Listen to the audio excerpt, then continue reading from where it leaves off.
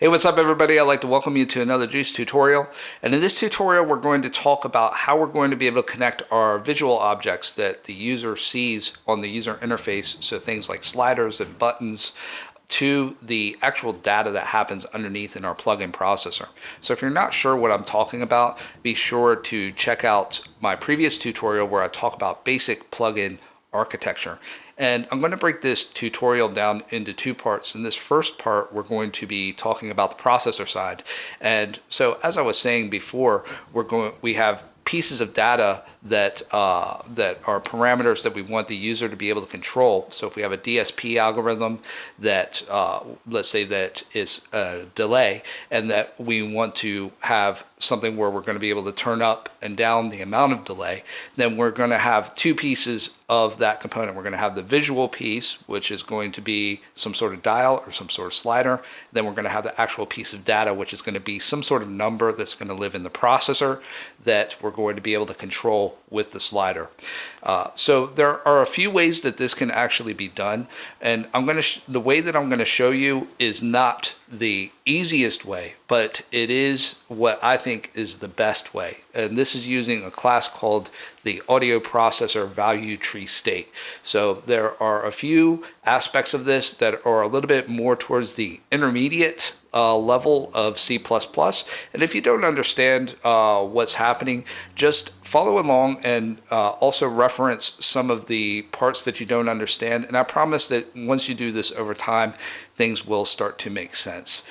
So before we get started, be sure to join our audio programmer community over at theaudioprogrammer.com/community. It's a great place where if you're having problems understanding some of these concepts, you can ask questions with other people that are also audio developers. And we have audio developers ranging from teenagers typing their first lines of code all the way up to professionals working at some of the biggest companies in the world and everything in between. So yeah, come join us. Everybody's welcome. It's free. theaudioprogrammer.com/community. And if you'd like to see more tutorials like this, be sure to check out our Patreon, where you can support us on patreon.com/theaudioprogrammer. So let's go ahead and get started. At the moment, I have a plugin template. It's completely blank, and I'm in the plugin processor.cpp.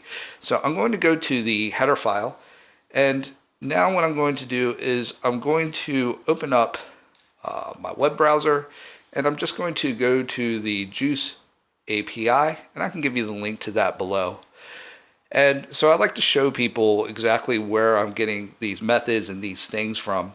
And this class that we're looking for today is called the AudioProcessorValueTreeState. And we see it right here, AudioProcessorValueTreeState. And so this is a class. This is a thing that can be very confusing for people, especially if you're first starting out. And hopefully this will be a very straightforward, almost like a hello world of actually being able to set this up. Okay, so I'm just gonna, this is what is actually going to hold our parameters. So as I said before, we have these visual objects that are like sliders and buttons, and we have this data. So if we have a button that we're pressing, and that we might have the actual button that is living in the editor, and then that's going to connect to a piece of data that's going to be in the processor, where when the button is off, it might be a 0, and when the button is on, it might be a 1 for on. So it might be a Boolean value that's connected to this button. Okay, for this particular one, we'll do a slider. So what we'll do is we're going to create an AudioProcessorValueTreeState object, and this object is actually what holds all of these parameters. So everything that we want the user to be able to modify will actually be sitting as parameters in this AudioProcessorValueTreeState. So that's what we're going to do. First thing that we're going to do is we're going to create a AudioProcessorValueTreeState object. So as you know, we have to precede all JUCE objects with the namespace JUCE. Then it's just AudioProcessorValueTreeState. I'll call this APVTS.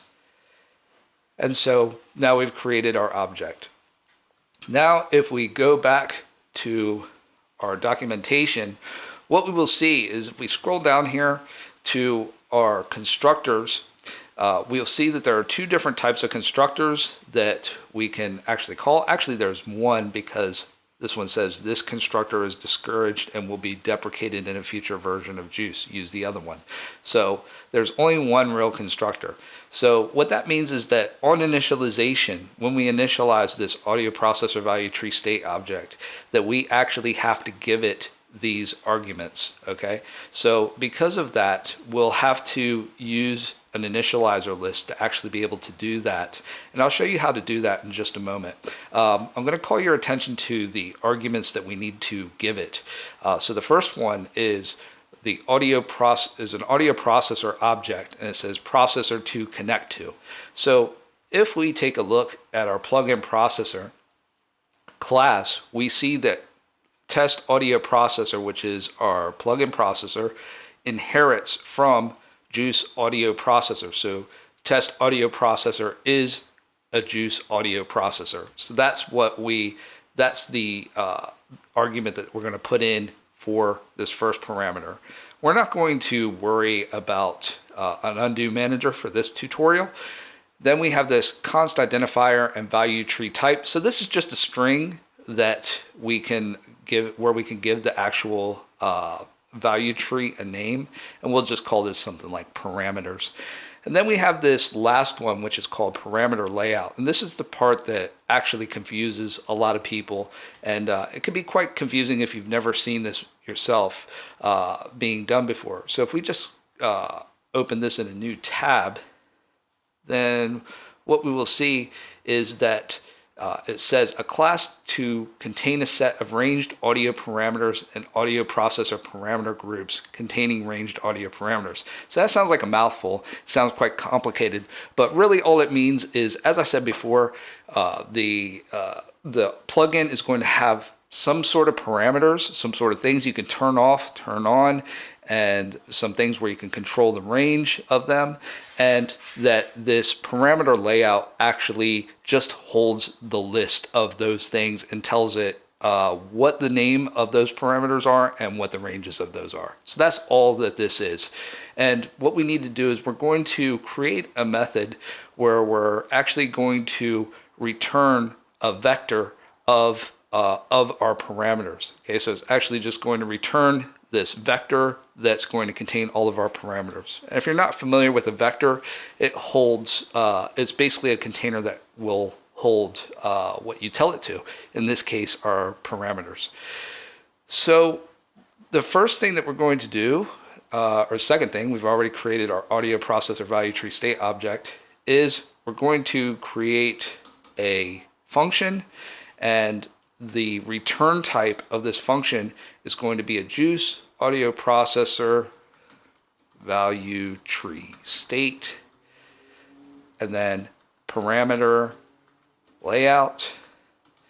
And that's the type of, so when we get done calling this function, it's going to return us this parameter layout, and that's what we are going to use in our, as an argument in when we're initializing the audio processor value tree state.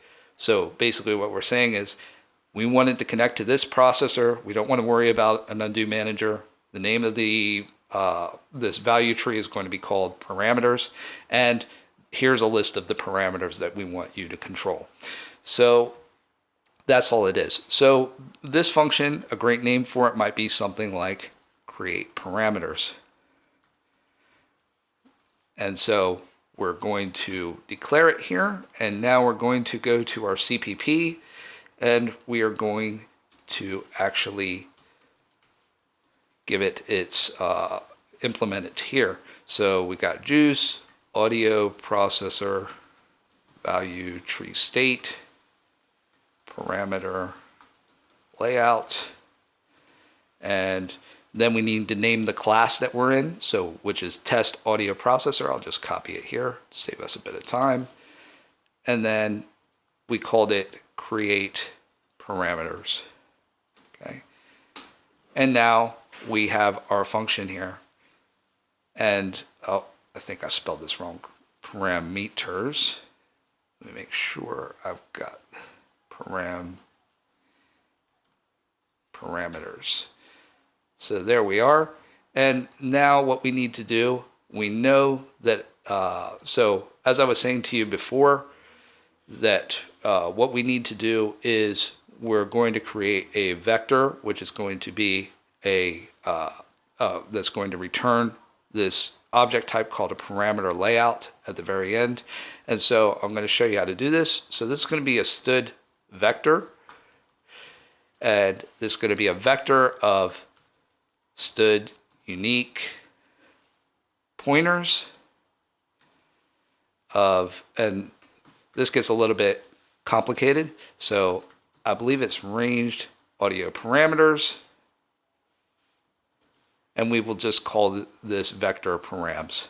Okay, so that's quite a bit.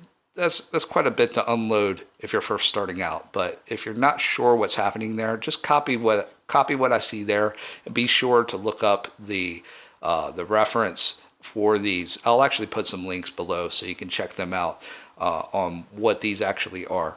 But these are pointers of ranged audio parameters. The parameters are just the parameters, all the stuff that we want the user to be able to modify in a plugin. And it's a vector of these. So it's a list of these ranged audio parameters. Now what we need to do, and we have a couple different types of ranged audio parameters that we can call. So I'm going to leave this documentation. I'm going to start a new tab. And what we will do is we will go to the ranged audio parameter class. And what we see here going in here is that we have an inheritance diagram here that shows all of our different types of ranged audio parameters. So we have an audio parameter bool. So that was like the button I was telling you about earlier where we have something that turns on and off. We have an audio parameter choice. So maybe that's a filter, high pass, low pass, band pass. So that's audio parameter choice. Audio parameter float, which would be something between 0 point something and whatever, like a floating point number. Then you have an audio parameter int, which is obviously an int. So in this particular example, we'll just use an audio parameter float. So we can see that all of these are different types of ranged audio parameters. So I can actually just click here to go into audio parameter float. And then we will see going in here that we have two different types of constructors that we can call. We got this really super long one that we can call. I'm going to opt for the easier one here in this situation because I just want to give you the basics. Okay, so this is going to be an audio parameter float that we're going to create. So since we're in a vector called params, we need to use the pushback method to add another element to the end of our vector. So we'll say params.pushback. Now, since it's a unique pointer, what we need to do is we need to actually allocate memory for this pointer. We can do that using stud make unique. And this is going to be a JUCE audio parameter float. And remember that this actually works because audio parameter float is a type of ranged audio parameter.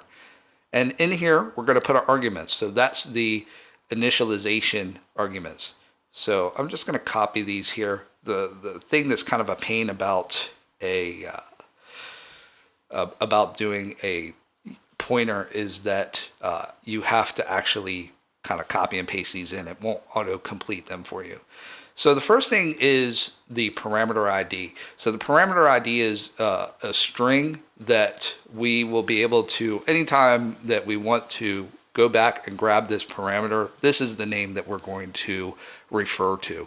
So in this one, I will just call it, let's just call it gain, right? And then we will give it a name. So I think the convention is that the parameter ID is in all caps, and then the actual name is just first letter as a cap, and then all the other letters lowercase.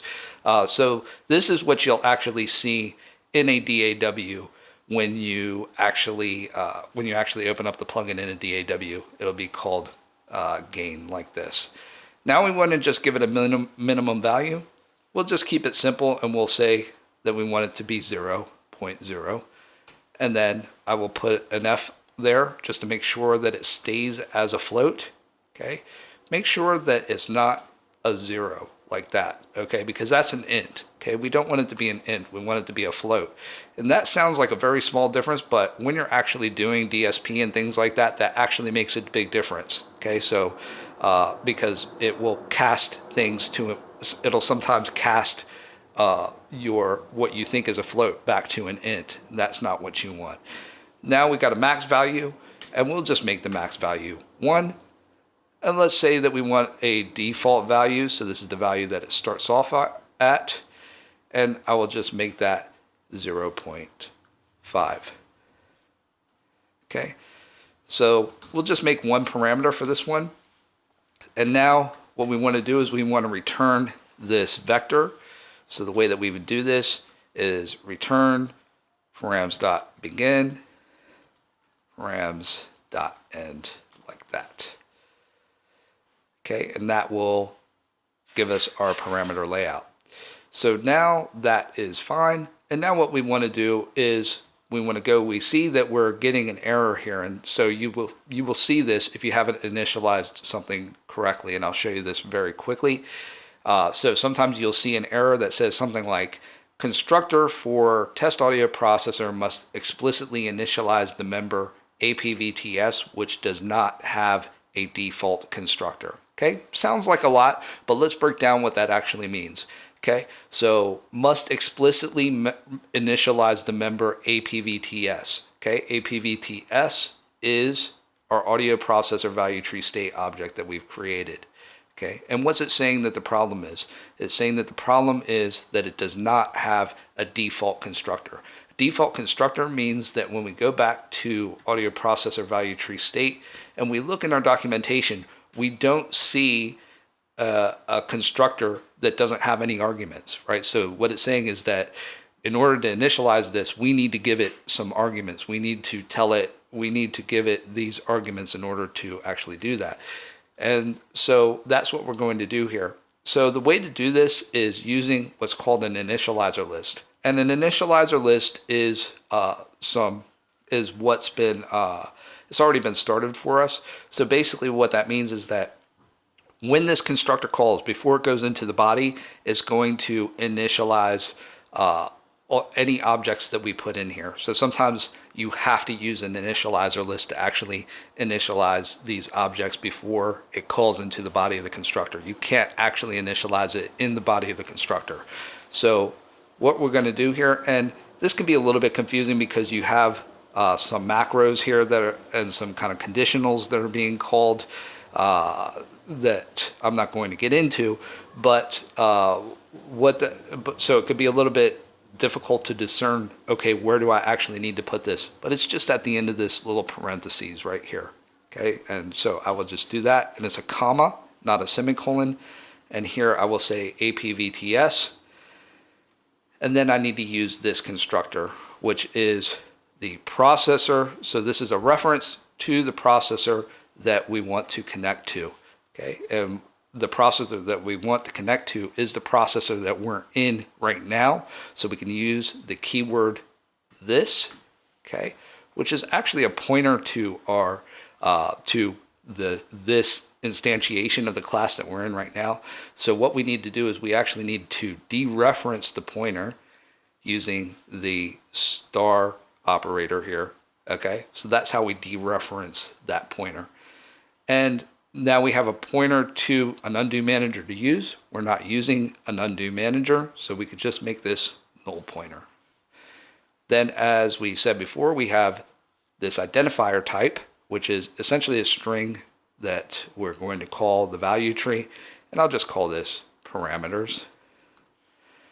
And then we have this parameter layout object that we need to call, and that is once again the list of our actual parameters that we want to have in this plugin.